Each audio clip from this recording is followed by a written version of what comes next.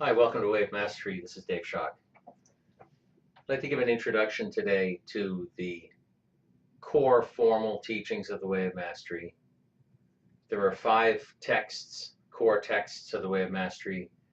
We've already talked about the Jeshua letters, which was the first one that was given chronologically, and then the Way of the Servant, the second one given chronologically, but really describing what the end of the process is like. This leads up to the creation, this happened in the mid-90s, of the Christ Mind Trilogy. Now, the Christ Mind Trilogy was given originally, JM would, the channel for Way of Mastery, would sit down with a tape recorder and would record in one session each of the lessons that comprise the Christ Mind Trilogy. He didn't know at the time how long this would go on for. It was originally told there'd be a year of lessons, one a month, so 12 initial lessons. And all of these lessons have eventually been transcribed, and that's where the books come from. Now, the Christ Mind Trilogy ended up lasting 3 years, and the 3 years are The Way of the Heart, the first book, the second book, The Way of Transformation, and the third, The Way of Knowing. The Way of the Heart is meant to be studied, and there are exercises given in these things. They were originally studied 30 days per lesson, so they were released once a month to an initial group of students to whom the original, in those days they were tape cassettes, were sent out. So as you pursue the Christ Mind Trilogy, you might keep this in mind. The pace, the original pace, students gave 30 days to each lesson. And the first starts with The Way of the Heart, lesson 1, and goes through the last lesson in The Way of Knowing. So originally a 3-year program of study, and they are remarkable teachings, but it's important to understand, like Course in Miracles students may remember, lessons are only supposed to be done one day at a time, one per day maximum, and the next lesson wasn't supposed to be undertaken until the previous one was completed. Those were the same directions given to the Christ Mind Trilogy. The student isn't really supposed to go on or even read The Way of Transformation or The Way of Knowing prior to completing the exercises and study of The Way of the Heart. So The Way of the Heart first, The Way of Transformation second, and The Way of Knowing third. And the experiences, important, the experiences, not the ideas gained by reading it, but the experiences and the wisdom that comes from the experiences of doing the exercises is what prepares a student for the next series of lessons. I'm going to read just briefly from The Way of the Heart to give you a feeling. This is from the very beginning, the first few pages of lesson 1 of The Way of the Heart, but to give a feeling of the tone and the frequency and the content of the Christ Mind Trilogy. These are Jeshua's direct words, channeled through his channel JM, of The Way of the Heart. What is important then, by way of our beginning, is to consider the simple fact that your experience is always the effect of where you choose to focus the attention of your consciousness. You abide in that which embraces all things in all ways and in all times, and in truth you do not know separation, birth or death, gain or loss. Yourself is unlimited forever, embracing all the many dimensions of creation. In this hour, as you have taken the tape from its envelope and put it in your machinery, recognize how you, as an infinite being, have deliberately chosen to participate in a form of experience. You have therefore called to yourself the sensory apparatus of the body through which to filter the energies of this physical domain, that you might hear certain vibrations against vocal cords that create words that carry certain meanings for each and every one of you. And each of every one of you will color that meaning according to the perceptions that you have chosen to place value upon. Does this mean that some of you are ahead and some behind? No, it only seems that way.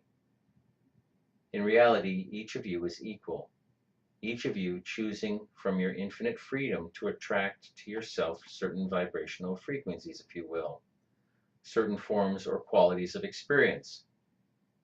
That freedom is what you abide in always, from before the foundations of this world and long after the world ceases to be.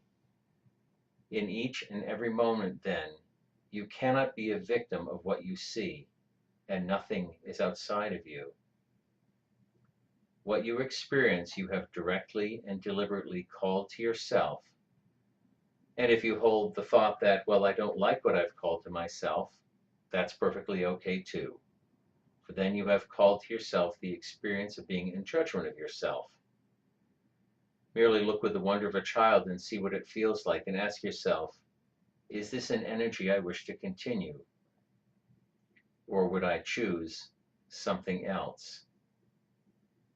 For ultimately, when all possible choices within the dream of separation have been made, have been tasted, have been felt, have been known, then finally there emerges the still, quiet voice of spirit that speaks to the soul, whispering of the one truth and the one reality, the one love, the one peace, the one bliss that is continual.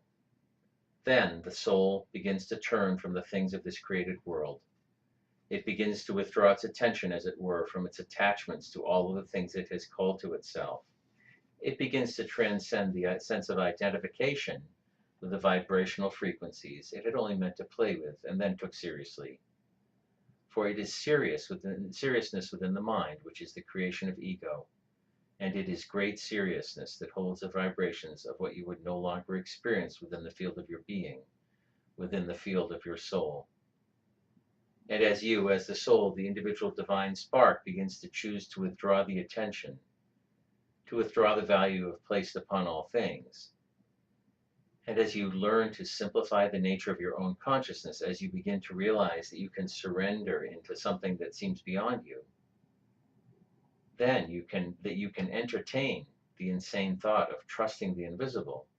As you do this, you come more and more to be less and less. And as you become less and less of what you thought you were, you become more and more of what your Father created you to be. The thought of love in perfect form, a channel, a simple vehicle through which the love of Spirit can shine forth.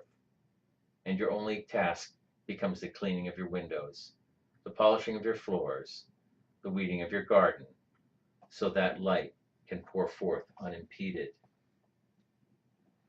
And so with this very early part of lesson 1 of the Way of the Heart, Jeshua was laying down what would be called the primary axiom of the Way of Mastery pathway, that you and you alone, because you are free, you are loved by God, and you are therefore free, you and you alone call all experience to yourself. Awakening comes from realizing that this is true in all circumstances, and therefore not being compelled by anything of the world, but learning increasingly to be the presence of love in all worldly circumstances. Mastering that is the way of mastery.